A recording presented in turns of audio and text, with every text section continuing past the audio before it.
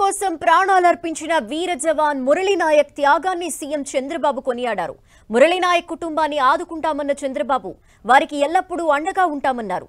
దేశం కోసం కేంద్రం తీసుకునే ఏ నిర్ణయానికైనా తమ సర్కార్ మద్దతిస్తుందని, రాష్ట్రంలోని ప్రతి ఒక్కరూ ఐక్యతగా కేంద్రానికి మద్దతివ్వాలని చంద్రబాబు పిలుపునిచ్చారు. భారత్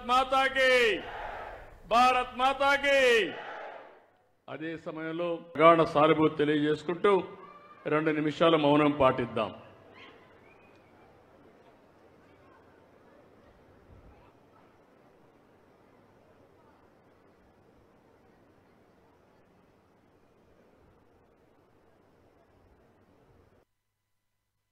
జమ్మూ కాశ్మీర్ సరిహద్దుల్లో పాకిస్తాన్ జరిపిన కాల్పుల్లో మన ఉమ్మడి జిల్లాకు సంబంధించిన వ్యక్తి నిన్న చనిపోయారు.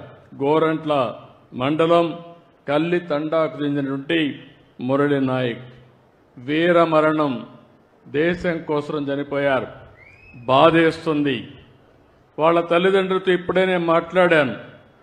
తల్లి వచ్చి జ్యోతిబాయ్, తండ్రి వచ్చి రామ్ నాయక్. వారికి నా ప్రగాఢ సానుభూతి తెలియజేస్తున్నా. ఈ రాష్ట్రం, ప్రభుత్వం, సమాజం మీకు అండగా ఉంటామని ఈ సభా సమావేశంలో హామీ ఇస్తున్నానని చెప్పి కూడా నేను మీకు తెలియజేసుకుంటున్నాను.